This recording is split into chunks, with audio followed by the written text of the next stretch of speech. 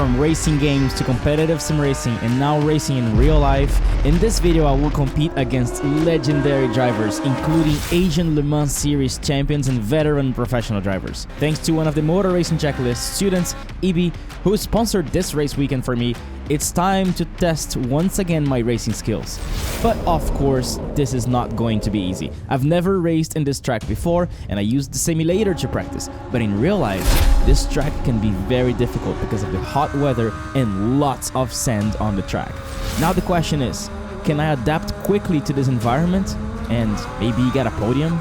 This is the opportunity to show the world what sim racers can do. I also got to meet some of the Motor Racing Checklist students who have improved so much and are conquering wins in their careers, like Sultan, UAE Granturismo champion, and Keith, who actually won a race in the same day here. Congrats, man. In real life, there's not a lot of time to practice. I have one day to get used to the car, to the track, to the setup, and then we go straight to qualifying and racing. We've done plenty of laps on the sim around this track, yeah. It's so complex. Like for years, you'll be here and still developing. It's really, really tough. What I didn't know when I was practicing the simulator is that the layout of the track on this event was actually different. Practiced for the full course, but the race is actually in a club version where you cut half of the track, and the actual link that cuts the track is extremely difficult. It's like an S sector full of curbs, super high curbs. Did you practice with that on the sim? No, I did not practice. I did not practice with this club link, with this these complicated S's and everything. So I'm having to test it on the go, you know? And this is how I learn a new combo in real life as fast as possible. The first session is all about getting as much information as you can. Braking references, track objects, board, track limits, curbs. They aren't always perfectly identical to the simulator, so I need to quickly unlearn the references that are not available in real life and replace them with the new ones. You don't really realize what's happening. Like, as soon as I got out of the pits, it was all dark, and then I finally realized I'm in Dubai. It felt like a dream or something. It was weird. Yay!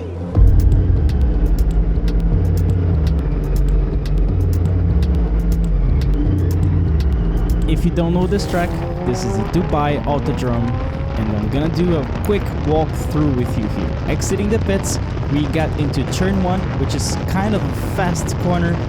4th gear low RPM or 3rd gear high RPM, and you go downhill into a very, very fast sector where you go left and then flat out double right. There's a lot of speed here, a lot of downforce. You don't lift for anything, but it is quite scary at first. And then you get into turns 5, 6, and 7, a very complicated sector, difficult because you turn under braking, and then you have to really understand the concept of MRP, maximum rotation point, to structure the corner to plan where your minimum speed will be. Very easy to end up getting back on power a little bit too early and getting a track limit. You're gonna see that a lot in the race. And then we have this long left-hander turn 9 where you get a lot of camber at the end, and it kind of like messes up a little bit with your line because you have to plan where the grip is going to be. Then we have a hard braking zone into the club length, the most complicated part of this layout, where you have these very aggressive curves that you have to cut if you want to make lap times here, and that leads you right away into this closing apex left-hander, also a lot of grip on the inside at the apex. Then you exit and go straight away to a flat right-hander, leading into a braking zone for the last corner, which is a very deceiving corner. It's longer than you think, and you have to plan your throttle application because there is a very, very long straight after that, which is going to count lap times for this lap and the next one. And now I present to you my qualifying lap.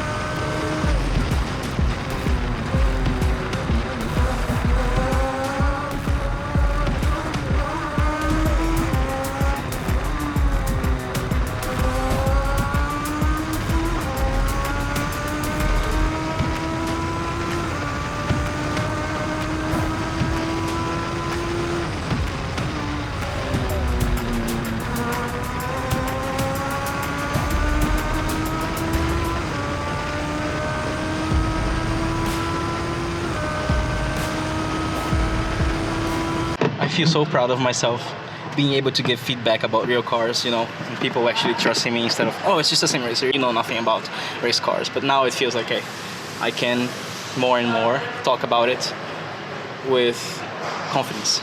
Confidence. What was your lap? 24.3. 24.5. Oh, close. Nice, man. Assim, ainda tem 8 décimos pra achar. Ah, mas porra. Tu chegou aí, no outro dia, já tá baixando o tempo, cara. Só pra levantar as sobrancelhinhas, assim. É, pois é, né? Exatamente. Levantou já, mas não tenha dúvida.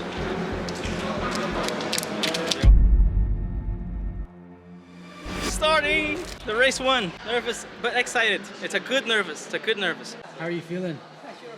I don't know. And don't hurry, take your time. It's time. And after this happen.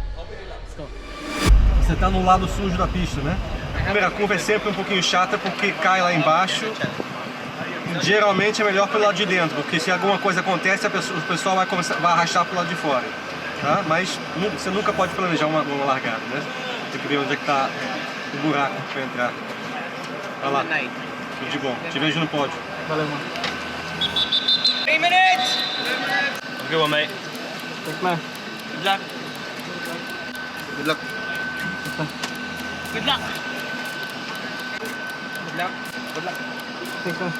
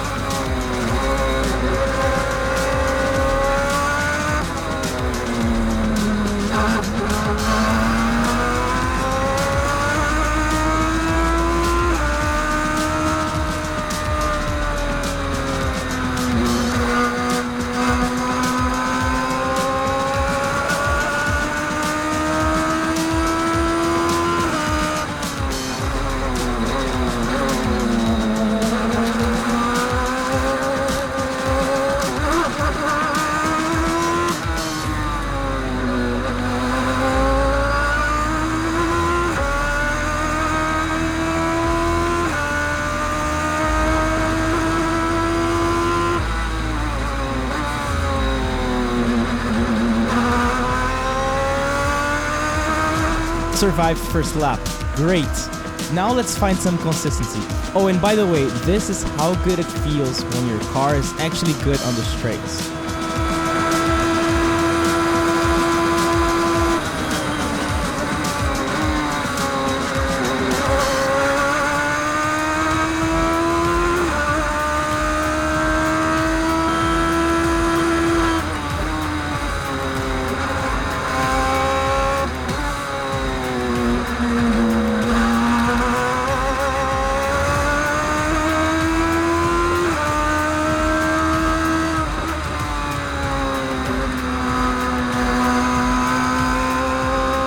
I was feeling more and more comfortable pushing and passing a few cars until something happened.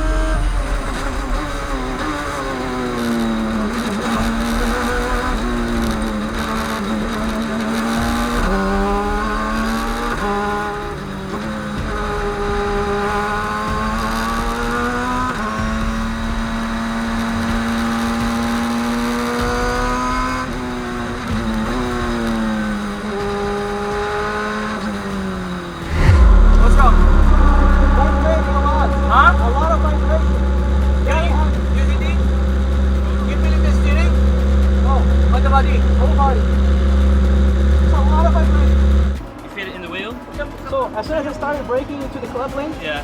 as soon as I started braking, the same place, one tire on the red, one tire normally, nothing, didn't lock up, nothing. They immediately started vibrating heavily. Okay. Just go back in. How was your race? I broke down. Oh no! I think I was gonna be possibly on the podium with you because Yeah. I was behind one car that was behind you and was catching up. Yeah, yeah. And then my car just started vibrating a lot. I was like, oh, I cannot drive as fast. So. I was almost The there, race start man. was nuts, man. Oh my gosh. The other day, if you saw, I got boxed in big time. I saw. Sandwich. Unfortunately, the car had some serious engine problem that was not solved, and I had to miss the race 2. So far, race 1 DNF, race 2 DNS. But for the last race, the most important one, we had one more chance. What's happening? Car is broken. They're putting me in a different car, straight to the race. And the car is right-handed. I never drove right-handed before. I don't know what the setup is. I'm gonna go straight to the endurance race. I'm gonna get there, do 2 warm-up laps and formation lap, and then we're gonna race. There's a big chance things go very wrong. There's a big chance that my posture is not gonna be right because I'm not gonna be able to test the car or to see how the car goes. This is gonna be, I think, the biggest challenge so far, to get in a car that you don't know and go straight to the race. Like, you ever done that? literally straight to the race. And I've never done that before.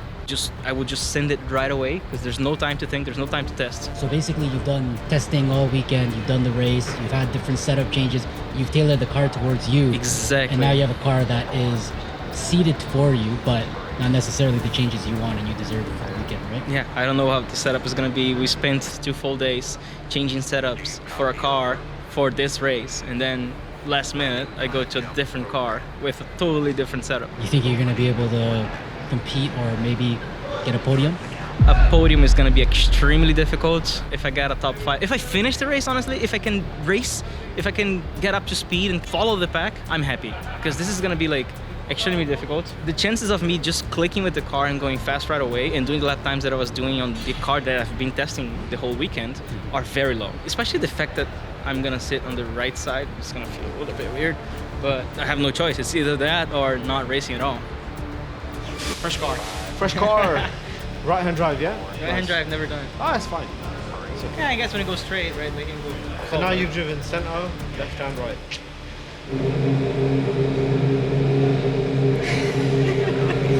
I'm nervous. I mean, oh man, the car was good. I was enjoying race 1. So unlucky, man. When it doesn't work, huh? That's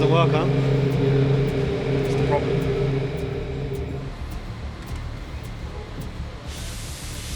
What's up? Bruh, What? the pedal is different. The throttle is different. In what way? Like the throttle has so much more travel, like so much more travel. And the brake pedal is so much softer. Like it goes deeper. Like I'm gonna have to get used to it.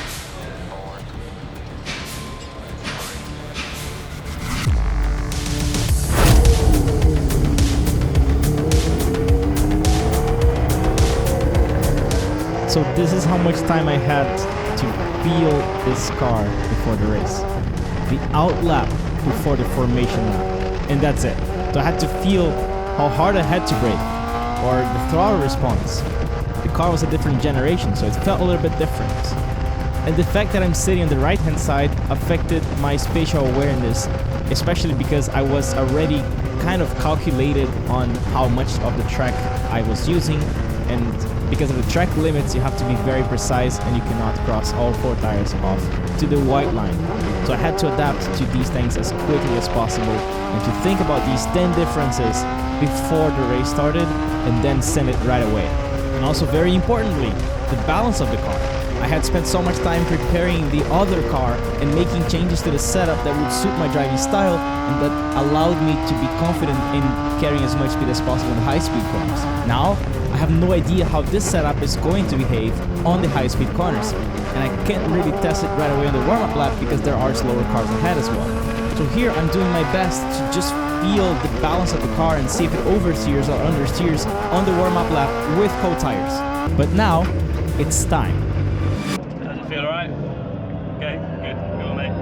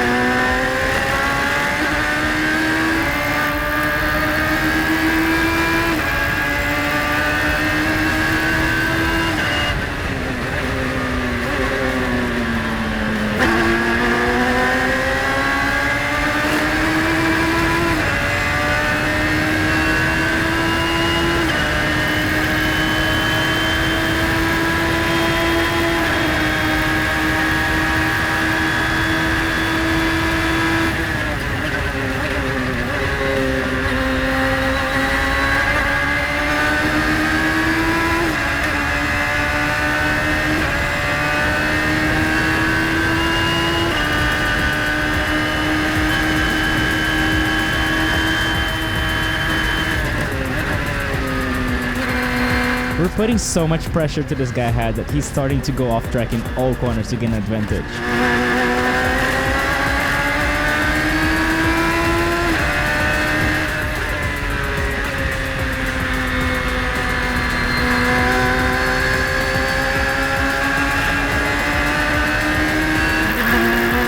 Very important thing about these off tracks is that they actually count for a penalty if you do it too much, because all the stewards are paying very much attention to how many times you're going off track, and the driver has to pay these time penalties in the pit stop.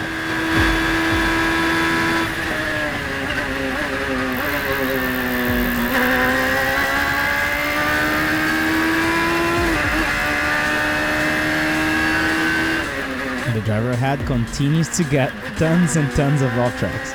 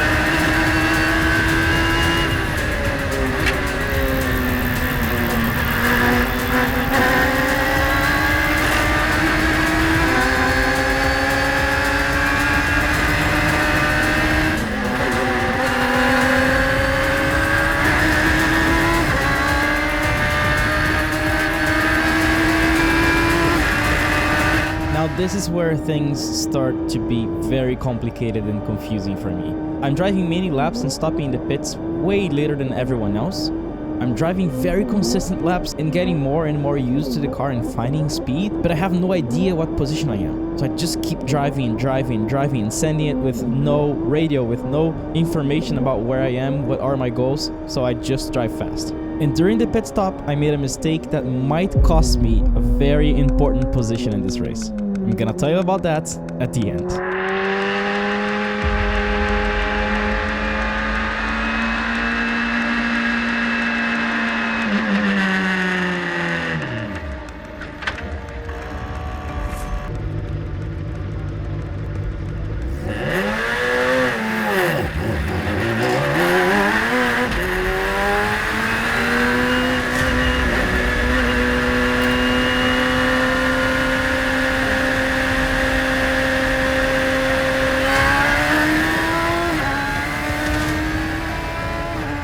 How's Swelio doing? He's doing incredible. He's P3 at the moment.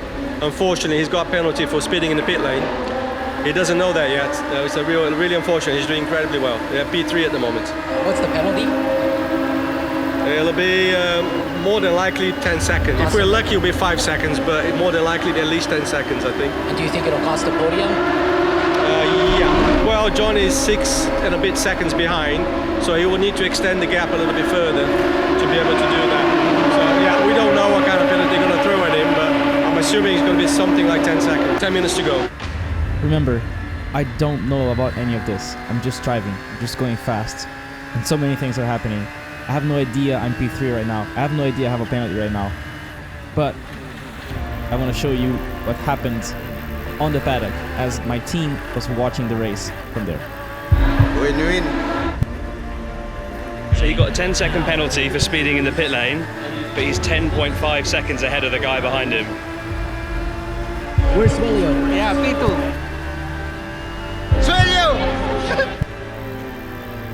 We're on track right now with 1 minute remaining. Swelio went from last place to second place. It's hot. I'm tired. I've been driving all day and in this race for an hour. It's the last lap and all I think about is slowing down. Why risk it? Like, there's no one ahead, there's no one behind. So I do decide to slow down. But then before the first corner, I think, wait, why slow down? I'm a racing driver. I have to go fast at all times. Be like a clockwork. You've been doing great this whole race. So consistent. Let's just drive as fast as we were. So I send it. I do a lap as fast as I was the whole stint. 25.5 and 25.9, 25.8, 25.7, 25.9, 25.6. Consistent.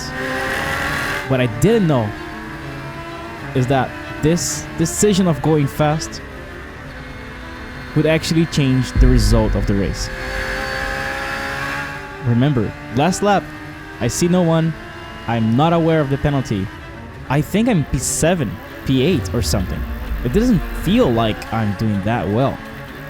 But I still send it. On my mind, I'm calm. I feel nothing. I'm just relaxed, enjoying the moment, enjoying this dream. Still thinking I'm P7, not celebrating or anything. Just enjoying it. I'm gonna finish the race in this vibe until I get in the pit lane to realize that I was in the podium.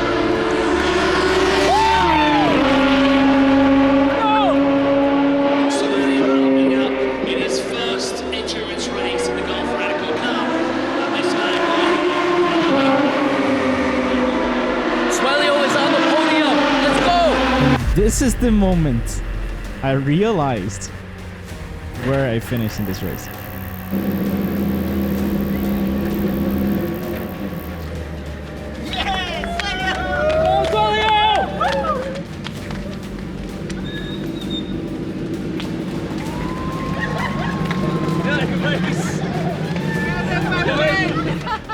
You win!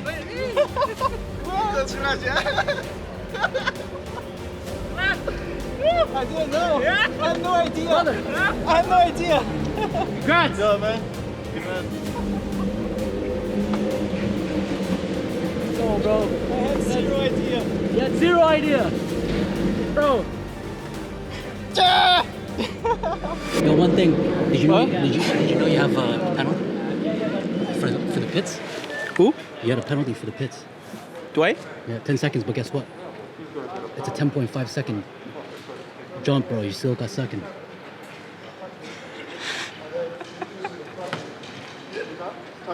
No way, man.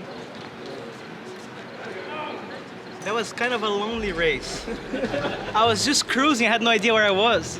I was just like doing 26 zeros non-stop. It was mega. We realised you had no idea. Out of the car. Oh my god. I'm tired. Come here, you. All right. All right. Well done. We said 1-2, didn't we? Yeah. Pô, G. Good job, man. Nice. Você tava andando com o carro errado. Parabéns, hein? Parabéns. Obrigado. Parabéns. Que isso, cara. Nossa. Sim, melhor. Ele tava mais dentro de reta, mas melhor nas curvas. Muito menos dianteiro. Menos dianteiro. E a traseira tava agarrada. Nossa, cara, esse carrinho aqui, quando ele começa a saltar, ele fala, oi, tô saltando, viu? O outro é... Oh my god, I have no idea. That you won. I had no idea, man. Where do you think he was? I thought it was like, I don't know, I was alone on the track. Like, I thought it was P6 or 7. How does it feel, man? You're in Dubai. Dude, I was like coming back to the pits and I was like, imagine if like, I don't know, I'm the podium or something. And then when I saw everyone do like doing this, the 2 sign and you guys was like, no, there's no way. There's no way. How does it feel to be in Dubai for the first time racing and you got a podium after Brother. 2 races that didn't go your This way? was the most consistent race of my life. I was doing the same half second the whole race. 45 minutes of 25.5s, 26 zeros in this range, non-stop, no mistakes, no nothing. It was that weird experience because you're alone, you don't know where you are, there's no radio, so you're like flow state, just driving, just thinking, like. You got it, man. You got it. How are you gonna feel now for your next round 2? Man, It's nice to have a car that works, though, right? oh, it's nice to have a car that works. Before you go on the podium, can you just weigh yourself with your helmet on the scales? And then we'll bring you up to the podium. You forgot there was no pit speed limiter. Maybe did the team not tell you? Ice pad? Yeah. No. quite a lot over you. So I think there's a problem. I was on 58, but I think that my dash is at miles per hour, but it's showing kilometers because it felt fast. Yeah, because it was 90 kilometers an hour. Exactly. So you got a penalty, 10 seconds, but you're But at I moved from second to 10.5. second. You're at 10.5 ahead of the third place. So My wheel dash was showing 58 kilometers per hour. Kilometers per hour, I swear. I double checked. But although it was showing kilometers per hour, it was in miles per hour. On the last lap, I thought about slowing down to not make a mistake or something. But I was like, no. Be a racing driver. Drive as fast as you can until the end. And that's why I got P2. I was gonna be P3 if I slow down on the last lap. 5 tenths, man. 5 tenths. Are you going to hand over third place? Yeah, thank you. My first Pirelli hat. In second position in his first endurance race in the Golf Radical Cup, please welcome Suelio Almeida. Let's go! And two. Wait, hang on a sec. Alex, I think you've got it the wrong way around. What's up? Alex, yes, there you go. Swap with Suelio. The second place trophy to Suelio Almeida. Thank you so much, man. And then last but certainly not least, I'm never not pushing anymore. I'm never not pushing anymore. Always to the end. Push to the last Push to the lap. end, yeah. Last Because lap. you don't know if you have a penalty. 45 minutes of consistency. Yeah, exactly. It was the best. The best we've ever done, I think, for sure, by miles. By miles. So each lap was just on the limit. Bam, bam, bam. How does it feel, man? I don't know. It's so unexpected. That hat suits you. Like, True champion. the hat suits me. Yeah.